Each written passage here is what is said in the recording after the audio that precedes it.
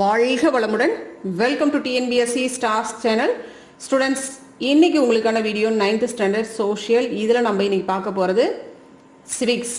சரிங்களா? சிவிக்ஸில் second lesson assignment 2க்கான video தான் இது. 1 பொறுத்த வரைக்கும் உங்களுக்கு ஃபுல்லாக கொடுத்தாச்சு. அதே மாதிரி அசைன்மெண்ட் 2 மற்ற எல்லா சப்ஜெக்ட்டுமே உங்களுக்கு போட்டாச்சு. சரிங்களா? ஸோ இதில் நம்மளுக்கு இன்னும் மீதி பேலன்ஸ் இருக்கிறது உங்களுக்கு வந்து பார்த்தீங்கன்னா சிவிக்ஸும் எக்கனாமிக்ஸும் தான். சரிங்களா? இதுவும் அடுத்தடுத்து உங்களுக்கு வந்து சேர்ந்துடும். ஓகே குட்டீஸ், நம்ம சேனலில் நீங்கள் இது வரைக்கும் சப்ஸ்கிரைப் பண்ணலைன்னா பண்ணிக்கோங்க. ஏன்னா போடுற வீடியோக்கள் எல்லாமே உடனே அப்டேட் ஆகும். சரிங்களா? ஓகே, கொஷின்ஸ் பார்க்கலாம் பாருங்கள். நோட்டா வாஸ் ஃபர்ஸ்ட் இன்ட்ரடியூஸ்ட் இன் 2014. நோட்டானா என்னதுங்க? எனக்கு அதாவது எலெக்ஷனில் நிற்கிற பார்ட்டிஸ்க்கு எதுக்குமே யாருக்குமே எனக்கு ஓட் பண்ண பிடிக்கல அப்படிங்கும் பொழுது நம்ம நோட்டா பட்டனை அழுத்திடலாம். சரிங்களா? யாருக்கும் பிடிக்கல அப்படின்னு சொல்லும் பொழுது அதுதான் நோட்டா. இது எப்போ இன்ட்ரடியூஸ் பண்ணாங்கன்னா 2014 இன்ட்ரடியூஸ் பண்ணாங்க. Age limit to cast vote பண்ணுறதுக்கான ஏஜ் லிமிட் என்ன? 18 இயர்ஸ் கம்ப்ளீட் ஆகிருக்கணும். சரிங்களா? அப்போ ஓட் பண்ணலாம். Which article of the constitution provide for an election commission? Election commission அதாவது தேர்தல் ஆணையத்துக்கு அப்படின்னு சொல்லி கொடுத்த ஆர்டிக்கல் என்ன? அதுக்கான ஆர்டிக்கல் என்ன அப்படின்னு பார்த்தோம்னா 324. சரிங்களா? 324. The Election Commission of India is an independent body. சரிங்களா? இது ஒரு சுதந்திரமான அமைப்பு. இது யாருமே கொஸ்டின் பண்ண முடியாது.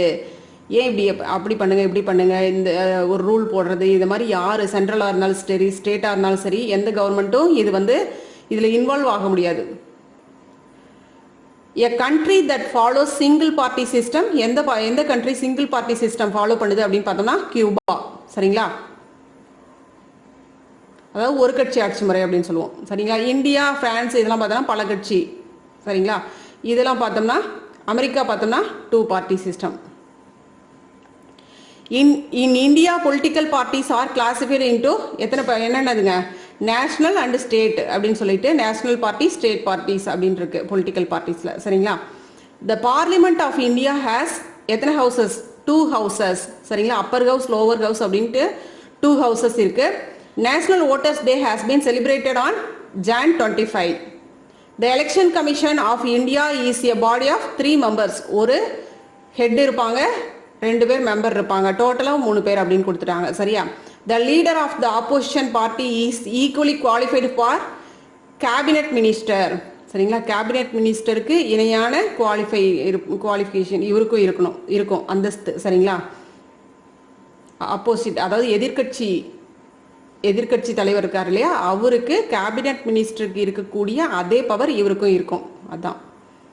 அடுத்தது give the meaning of the political party meaning சொல்லுங்கிறாங்க. பேஜ் நம்பர் 248 பாருங்க. A political party is an organization formed by a group of people with a certain ideology and agenda to contest elections and hold power in the government. So political party அப்படிங்கிறது ஒரு குரூப்பாக form பண்ணியிருப்பாங்க. அவங்களுக்குன்னு ஒரு certain ideology அப்படின்னா என்னதுங்க? ஒரு கொள்கை ஒரு வகுத்துக்கிறது, அதுக்கப்புறம் கூட்டம் கூடுற, அதாவது எலெக்ஷன் அப்போ வந்து கூட்டம்லாம் கூட்டுறாங்க இல்லைங்களா, மீட்டிங் போடுறாங்க இல்லையா, அந்த மாதிரி. சரிங்களா? அந்த மாதிரி பண்ணுறது. அதுக்கப்புறம் அவங்களுக்குன்னு ஒரு நிறைய பேர் அவங்களுக்கு தொண்டர்கள் குழுலாம் இருப்பாங்க இல்லையா, அந்த மாதிரி ஒரு ஃபார்மேஷனில் இருக்கக்கூடியது தான் பொலிட்டிக்கல் பார்ட்டி. சரிங்களா? இந்த ஃபார்மேட்டில் இருப்பாங்க. அதுதான்.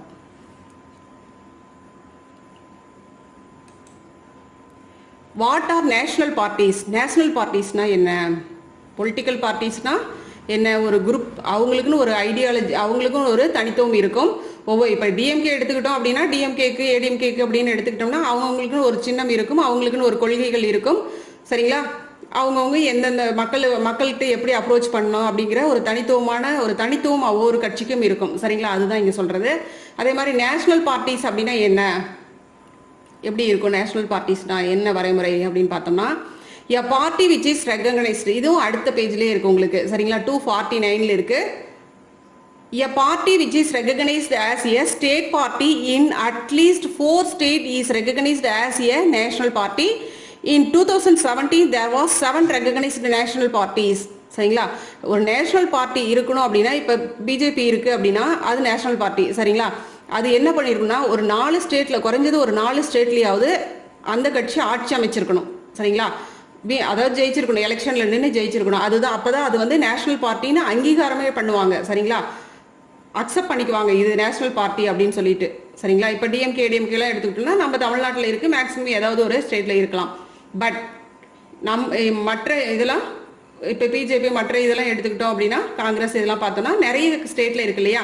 அப்போ அதுதான் நேஷனல் பார்ட்டிஸ். இந்த மாதிரி நேஷனல் பார்ட்டிஸ் 2017 இதுபடி 7 இருக்குது அப்படின்னு சொல்கிறாங்க. நேஷனல் பார்ட்டி டோட்டலாக எத்தனை இருக்குது ரெகக்னைஸ்டு, அதாவது அங்கீகரிக்கப்பட்ட நேஷனல் பார்ட்டிஸாக 7 இருக்குது அப்படின்னு சொல்கிறாங்க. 7 பார்ட்டிஸ் இருக்குது அப்படிங்கிறாங்க. சரிங்களா, இதையும் போட்டுக்கோங்க, இது மென்ஷன் பண்ணிக்கோங்க. Next, what is a pressure group? Pressure குரூப்னா என்ன? ப்ரெஷர் குரூப்னா என்ன? அவங்க எலெக்ஷனில் நேரடியாக நின்றுலாம் ஜெயிச்சிருக்க மாட்டாங்க. ஆனால் என்ன பண்ணுவாங்க, மக்களுக்கு தேவையானதை அந்த ப்ரெஷர் குரூப் வந்து கவர்மெண்ட்டுக்கு வந்து இதை பண்ணுங்க அப்படின்னு சொல்லி ஒரு அழுத்தம் கொடுக்கும். சரிங்களா, இது பண்ணுங்க, இந்த வேணும் அப்படின்னு சொல்லிட்டு. அதுதான் இப்போ ஒரு டாக்டர் அசோசியேஷன் தான். சரிங்களா, அசோசியேஷன் மூலமாக இவங்களை அணுகுவாங்க, கவர்மெண்ட் அணுகுவாங்க. அதே மாதிரி ஒரு கவர்மெண்ட்டும் வந்து ஒரு லா ப்ரொடியூஸ் ஒரு இது பண்ணணும் அப்படின்னா இந்த ப்ரெஷர் குரூப் கிட்ட தான் ஆலோசனை கேட்பாங்க. சரிங்களா, ஒரு டேட்டா கலெக்ட் பண்ணணும், ஒரு விஷயத்தை பற்றி டேட்டா கேதர் பண்ணணும் அப்படின்னாலும் இவங்களை அப்ரோச் பண்ணுவாங்க. அதுதான் ப்ரெஷர் குரூப். இவங்க வந்து ஒரு கவர்மெண்ட்டுக்கு வந்து ஒரு நல்ல சப்போர்ட்டிவ் அப்படின்னு சொல்லலாம். சரிங்களா, ஸோ இது ஏற்கனவே உங்களுக்கு கொஷின் கொடுத்துருக்கேன். சரிங்களா, இது ஏற்கனவே. A pressure group is a group of people who are organized actually for promoting and defending their common interest. It is also called as it attempts to bring a change in the public policy by exerting pressure on the government. அதாவது own interest. இப்போ வந்து தன்னார்வலர்கள் அப்படின்னு சொல்லிலாம் வர்றாங்க இல்லையா, அவங்களும் இதுக்குள்ளார தான் ஆட் ஆகுவாங்க. சரிங்களா, ஸோ ஓனாக இன்ட்ரெஸ்ட் எடுத்து மக்களுக்கு இதை செய்யலாம் அதை செய்யலாம். இப்போ வெள்ளம்லாம் வருது அப்படின்னா அந்த டைமில் இவங்களாம் வந்து சேவை பண்ணுவாங்க. சரிங்களா, அதே தான் இவங்க இந்த மாதிரி ஏரியாலாம் இந்த மாதிரி பிரச்சனைகள்லாம் இருக்குது அப்படின்னு சொல்லி கவர்மெண்ட்டுக்கு தெரிவிப்பாங்க இவங்க. ஓகே, இவங்களும் ப்ரெஷர் குரூப்பில் தான் வருவாங்க. ரைட்.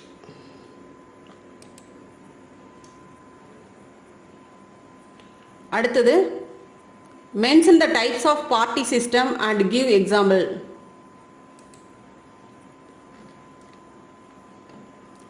என்னென்ன பார்ட்டி சிஸ்டம் இருக்கு, எக்ஸாம்பிள் கேட்குறாங்க. எந்தெந்த கண்ட்ரின்னு போட்டுக்கோங்க. பார்ட்டி சிஸ்டம் என்னென்ன party? Single party, 2 party, multi party. சரிங்களா, single party system in which one ruling party exists and no opposition is permitted. Single party சிஸ்டம்ல ஒருத்தர் தான் ரூல் பண்ணுவாங்க. ஆப்போசிஷன் பார்ட்டி அங்கே கொஸ்டின் பண்ணுறதுக்கு எந்த விதமான அளவுடும் கிடையாது. சரிங்களா, அங்கே பர்மிஷன் கிடையாது. யார் ரூல் பண்ணுறாங்களோ அவங்கள யாரும் எதிர்த்து கொஸ்டின் பண்ண முடியாது. இது எந்த கண்ட்ரி அப்படின்னு பார்த்தா சைனா, கியூபா. சரிங்களா, எக்ஸாம்பிள் கேட்குறாங்க இல்லையா, பார்த்துக்கோங்க, போட்டுக்கோங்க. எக்ஸாம்பிள் அப்படின்னு போட்டு கீழே எழுதிக்கோங்க. சரிங்களா, 2 party system in which only 2 major parties exist. இது எந்தெந்த கண்ட்ரி அப்படின்னு பார்த்தா USA, UK 2 பார்ட்டி இருப்பாங்க. சரிங்களா, multi party system in which there are more than 2 political parties. இது நம்ம India, Sri Lanka, France and idli.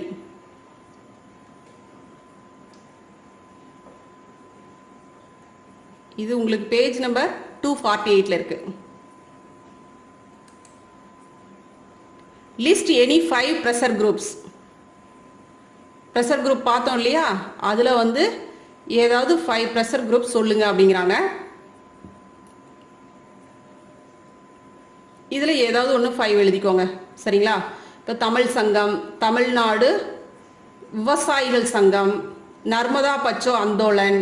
சரிங்களா, all India Kisan Sabha, Indian medical association, all India students federation, all India trade union congress. So இதை ஏதாவது 5 போட்டுக்கோங்க. சரிங்களா, இது உங்களுக்கு பேஜ் நம்பர் எதில் இருக்குன்னா 250 இருக்கு. சரியா, அடுத்த டீட்டெயில் பாருங்க. Discuss the merits and demerits of direct elections. Direct எலெக்ஷன்ல இருக்கக்கூடிய மெரிட்ஸ் அண்ட் டிமெரிட்ஸ் என்னன்னு கேட்குறாங்க. Page number 247. ஆல்ரெடி இது நம்மளுக்கு புக் பேக் டீட்டெயில் தான். சரியா, இது உங்களுக்கு தெரிஞ்சிருக்கும். நம்ம சேனலை ஃபாலோ பண்ணுறவங்களுக்கு தெரிஞ்சிருக்கும். சரியா, ஏற்கனவே இது போட்டாச்சு. சரியா, இங்கே பாருங்கள், நோட்டாக கொடுத்துருக்காங்க பாருங்கள். எப்போ இன்ட்ரடியூஸ் பண்ணதுன்னு 2014 14th, அதாவது இதில் வந்து நம்ம வந்து 14th கண்ட்ரியாக இதை இன்ட்ரடியூஸ் பண்ணியிருக்கோம். சரியா? ஏற்கனவே நம்மளுக்கு முன்னாடி 13 கண்ட்ரி இதை ஃபாலோ பண்ணிட்டு இருக்காங்க அப்படின்னு அர்த்தம். சரியா? இந்த மாதிரி ஹைலைட் ஏரியாவெல்லாம் கொடுக்கறதுலாம் ரொம்ப இம்பார்ட்டன்ட். அதிகமாக கான்சென்ட்ரேட் பண்ணணும், ஒவ்வொன்றையும் விட்டுறக்கூடாது. சரிங்களா? விவிபேட் இதெல்லாம் அதுவும் 2014 தான் வந்திருக்கு. சரியா? அதாவது நம்ம பண்ண ஓட்டு வந்து சரியாக தான் பண்ணியிருக்கோமா, வேல்யூபிளா அப்படின்னு நம்ம செக் பண்ணுறதுக்கு இந்த இதை இன்ட்ரடியூஸ் பண்ணாங்க. மறுபடியும் ரீசெக் பண்ணலாம். அதுதான் சரி. மெரிட்ஸ் பாருங்க. as the voters elect the representatives directly, direct elections are considered to be a more democratic method of elections.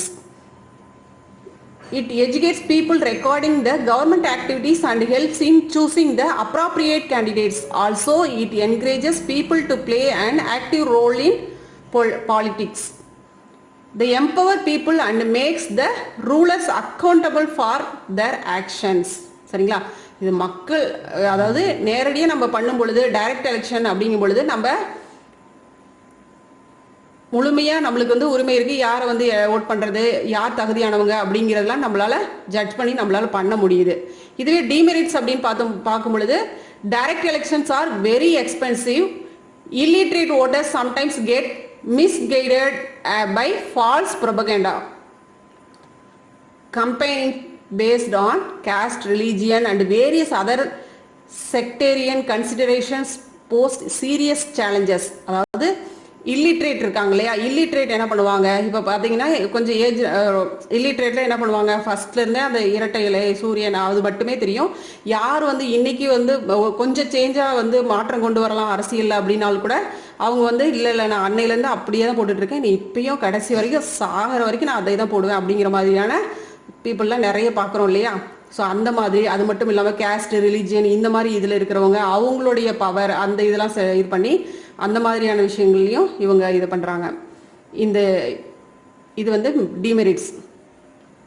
Since conducting direct elections is a massive exercise, ensuring free and fair elections at every polling station is a major challenge to the Election Commission.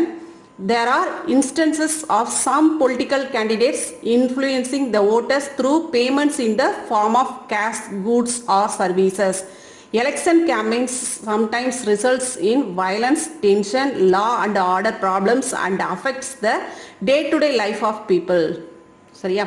என்னன்னா, அதாவது சில political parties பார்த்தீங்கன்னா ரொம்ப தன்னுடைய power தன்னுடைய அதிகார பவரை வச்சு இப்போ நம்ம பணம்லாம் கொடுத்து ஜெயிக்கிறாங்க இல்லையா, அந்த மாதிரியான பிரச்சனைகள், ஒன்று பணமாக கொடுக்குறாங்க இல்லை பொருளாக அந்த மாதிரியெல்லாம் கொடுத்து என்ன பண்ணிடுறாங்க, ஓட்டை விலை கொடுத்து வாங்குறாங்க. அந்த மாதிரி இதுலேயும் எலெக்ஷன் கமிஷனுக்கு இதெல்லாம் சரி பண்ணுறது ஒரு பெரிய சவாலாக இருக்குது. சரிங்களா? நிறைய விஷயங்கள்.